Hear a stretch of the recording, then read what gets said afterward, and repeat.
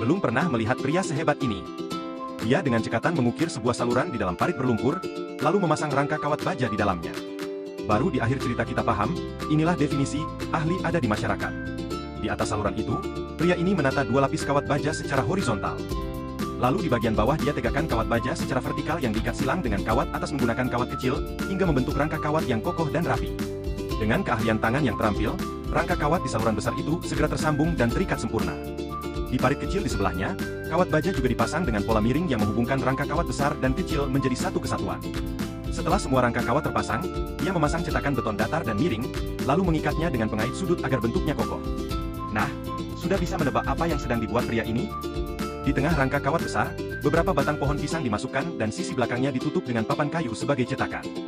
Setelah itu, beton dituangkan ke dalam cetakan. Karena strukturnya rumit, beton perlu digoyang dengan seksama agar tidak ada rongga udara. Setelah beton mengeras, cetakan dibuka, dan terlihatlah dinding miring yang kokoh dan berwibawa. Kemudian batang pisang yang sebelumnya ditanam di tengah rangka dibuka juga. Di bagian atas kiri dan kanan, 2 pipa kotak dan balok kayu dipasang, lalu kawat baja baru ditanam dan dihubungkan dengan kawat lama, kemudian dilapisi semen untuk memperlebar bagian atas bendungan. Di bagian bawah dinding miring dibuat lengkungan sehingga membentuk pola papan seluncur khas gaya Guangdong. Setelah semuanya selesai, bagian belakang dibuat 4 dinding bata penting yang nantinya akan berfungsi sebagai pintu air. Dinding-dinding ini diplester semen dan permukaannya dihaluskan.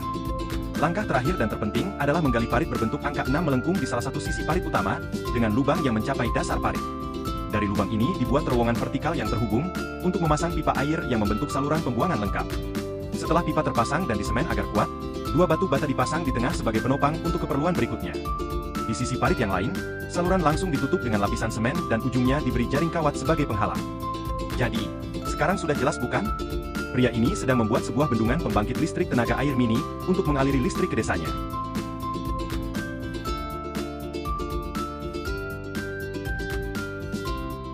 Generator dipasang di lubang saluran berbentuk angka 6 itu, dan dihubungkan dengan lampu-lampu LED untuk menguji hasil pembangkitannya.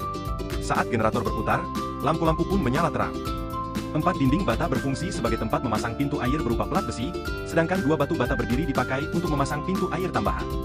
Setelah semua siap, bendungan ini dapat menampung air dan menghasilkan listrik.